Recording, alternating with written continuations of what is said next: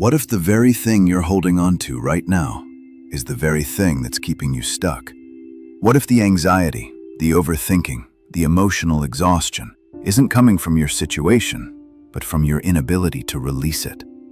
Some of you are tired, not because life is hard, but because you're trying to control what only God can handle. You keep replaying the same thoughts. You keep trying to fix what won't change. You keep holding on to something God is already asking you to release. And deep down, you know it. This message is for that moment. Because learning how to let go and trust God is not about losing something important. It's about finally placing it in the hands of the one who never loses control. 1. Letting go starts when you accept you're not in control. Let's be honest. Most of us don't struggle with trusting God. We struggle with losing control. We want clarity. We want timelines. We want guarantees. But God doesn't operate on our need for certainty, and that's where the tension lives. Because faith means walking forward without seeing the whole path. Proverbs 3:5-6 says, "Trust in the Lord with all your heart, and lean not on your own understanding. In all your ways submit to him, and he will make your paths straight." It doesn't say, understand first, then trust. It says, trust, even when you don't understand. This verse calls you to trust God completely, not just when things are clear, but especially when they're not. Instead of depending only on your own logic, you're invited to rely on God's wisdom and guidance. Letting go begins when you accept this truth. You are not in control, but you are held by the one who is. 2. Holding on too tight can become disobedience to God. Sometimes the pain you feel isn't just from the situation. It's from how tightly you're holding on to something God is asking you to release. The relationship you're trying to force. The door you keep trying to reopen. The outcome you keep insisting must happen. But here's the hard truth. When God is closing something and you keep forcing it open, that's not faith. That's resistance. Ecclesiastes 3:6 says, "A time to search and a time to give up, a time to keep and a time to throw away." This verse teaches that life has seasons. There's a time to hold on and a time to let go. Not everything is meant to stay forever, and wisdom is knowing when to release what no longer belongs in your life. God's timing includes both gaining and letting go.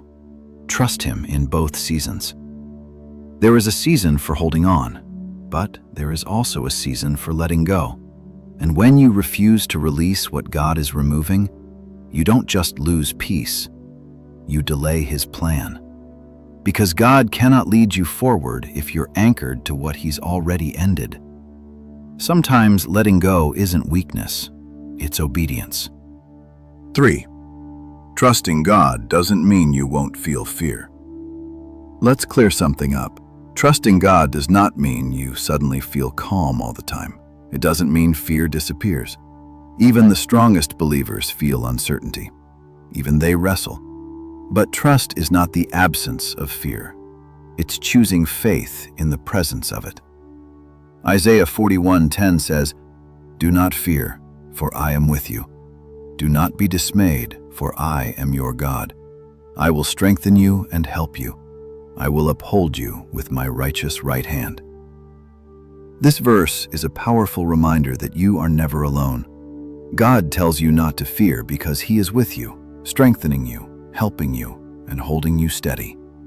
No matter what you're facing, God is with you, giving you strength and support every step of the way. That means you can feel afraid and still move forward. You can feel uncertain and still surrender. You don't need perfect peace to trust God. You just need a willing heart. 4. Letting go is a daily decision, not a one-time act.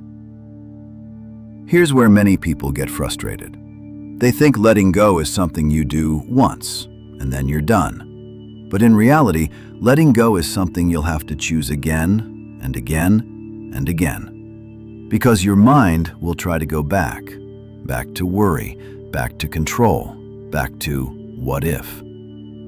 That's why Jesus said in Matthew 6:34, "Do not worry about tomorrow, for tomorrow will worry about itself." Each day already has its own challenges, and focusing too much on tomorrow only adds unnecessary stress. Focus on today and trust God with tomorrow. He will take care of what's ahead. This is daily surrender, not future surrender, not once everything makes sense surrender, but today, right now. You let go of what you cannot control, and you trust God with what comes next. 5. What letting go actually looks like in real life. Let's make this practical. Letting go doesn't mean you stop caring. It means you stop forcing outcomes. You stop chasing what God is removing. You stop reopening doors God has closed. Instead, you shift your posture from control to trust, from anxiety to surrender, from striving to stillness.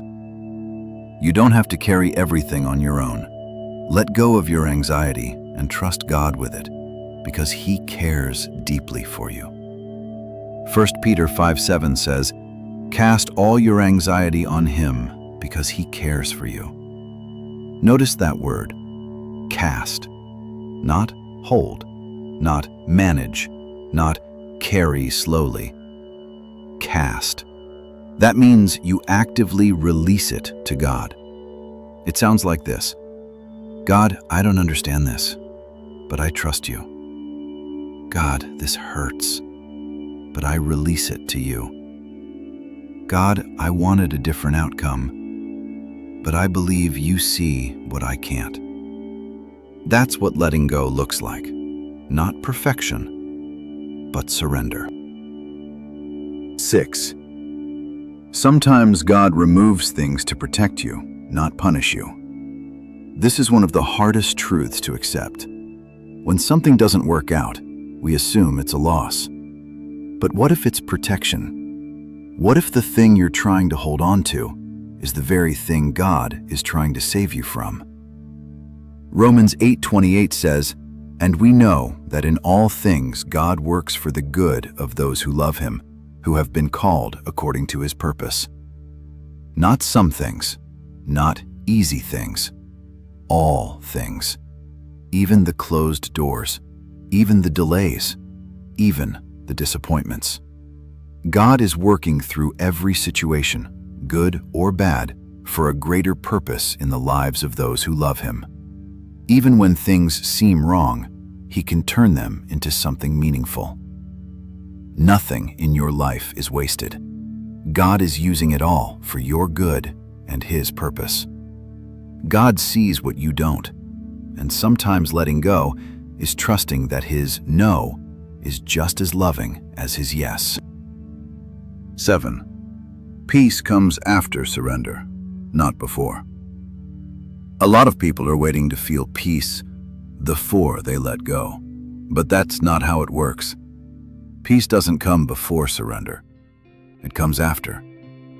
When you finally release the pressure, when you stop trying to control everything, when you place it in God's hands, that's when peace begins to settle in. Philippians 4:6-7 says, "Do not be anxious about anything, but in every situation, by prayer and petition, present your requests to God. And the peace of God will guard your hearts and your minds in Christ Jesus."